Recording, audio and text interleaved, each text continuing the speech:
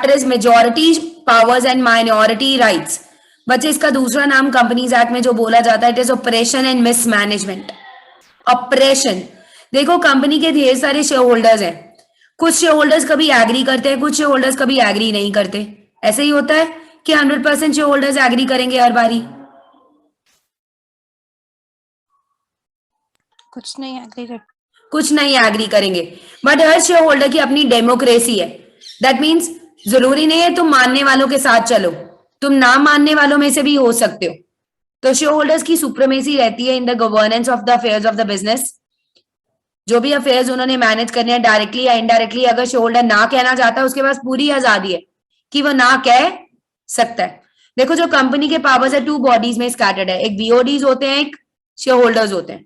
जो बीओडीज होते हैं उनके पास मेजॉरिटी पावर्स होती है, उन्होंने कोई भी पावर को एक्सरसाइज करना है वो बोर्ड मीटिंग में ये पावर को एक्सरसाइज करेंगे। जबकि जो शेयर होल्डर्स हैं अगर उन्होंने ये पावर को एक्सरसाइज करना है they will exercise the power in the journal meetings. किसमें? जर्नल मीटिंग्स में। तो इसका मतलब एक पावर बीओडीज को दे दिया कि जो करना है कंपनी के बिहाफ पे आप कर सकते हो। लेकिन खुद सोचो अगर बीओडीज कुछ ऐसा काम कर दें जिससे माइनॉरिटी शेयर होल्डर्स इफेक्ट हो रहे हैं, क्या चलेगा? नो। सो इसीलिए कंपनीज एक्ट 2013 और कंपनीज एक्ट 1956 ने डीमार्केट कर दिए एरियाज ऑफ कंट्रोल कि ये डायरेक्टर कंट्रोल करेंगे और ये शेयर होल्डर्स डिसीजन लेंगे। वो कहता है majority of the powers company के टेक ओवर कौन करेगा? डायरेक्टर्स, क्योंकि अल्टीमेटली डायरेक्टर्स कंपनी के अफेयर्स को कंट्रोल करेंगे। बट इसका मतलब ये नहीं है कि जो माइनॉरिटी शेयर होल्डर्स अगर नहीं मानना चाहते 10% वाले तो उनको डायरेक्टर्स 90% के साथ ही जाना पड़ेगा। क्या ऐसा है? No. So this will however lead to a possibility कि जो मेंबर्स जिनके पास मेजॉरिटी वोट है अपनी मर्जी से कोई भी डिसीजन ले ले। देखो मेरी क्लास में मेजॉरिटी लोगों ने कह दिया कि हमारा लेक्चर 6:30 कर लो। I take the assent of each and every person. अगर कोई भी बच्चा अवेलेबल नहीं है we make a substitute method for their recording, for their recordings. That means आप माइनॉरिटी शेयर होल्डर्स को इग्नोर नहीं कर सकते, चाहे आप मेजॉरिटी की बात मान रहे हो बट आपको माइनॉरिटी के भी ध्यान रखना पड़ेगा। So it is one of the important provision कि माइनॉरिटी शेयर होल्डर्स को प्रोटेक्ट करना बहुत जरूरी है। देखो कंपनी की एक्टिविटीज ये कहती है, मॉडर्न कंपनी लॉ ये कहता है this is the most difficult situation कि मेजॉरिटी डिसीजन देखते देखते आप माइनॉरिटी को इग्नोर कर देते हो। तो कंपनी का मेन बैलेंस क्या है कि दोनों के इंटरेस्ट को देखो, मेजॉरिटी के भी और माइनॉरिटी के भी।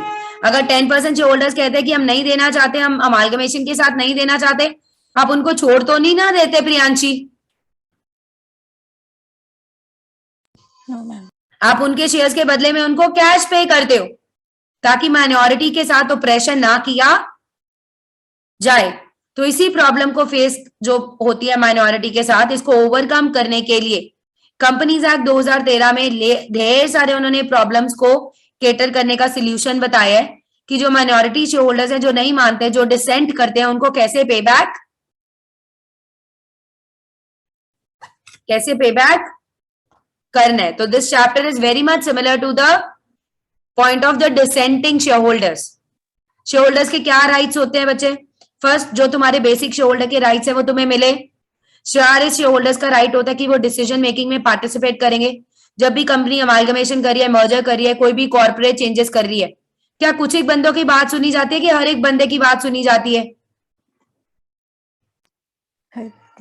हर एक मेंबर के पास राइट है पार्टिसिपेट करने का। नेक्स्ट, वोटिंग पावर होती है शेयर होल्डर्स के पास, जब मर्जी चाहे वोट कर दें।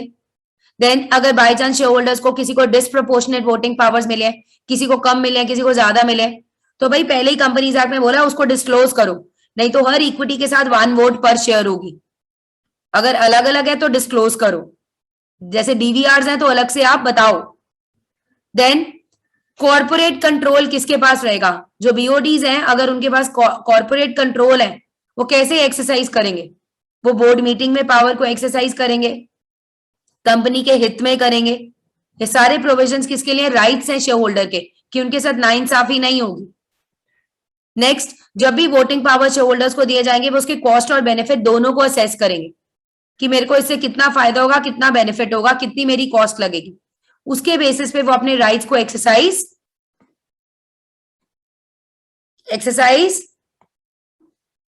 करते हैं। करेंगे। ये सारे राइट शेयर होल्डर्स को दिए गए हैं कंपनीज एक्ट के अंदर, ताकि उनके साथ नाइंसाफी ना हो, ताकि उनकी भी आवाज सुनी जाए जब कंपनी मेजर डिसीजन ले रही है। एक क्लास कर लेते हैं पावर्स ऑफ मेजोरिटी।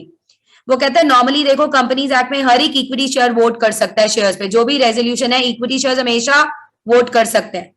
इस रूल को कई बार मॉडिफाई कर दिया, उन्होंने बोला कई केसेस में स्पेशल रेजोल्यूशन पास करना जरूरी है।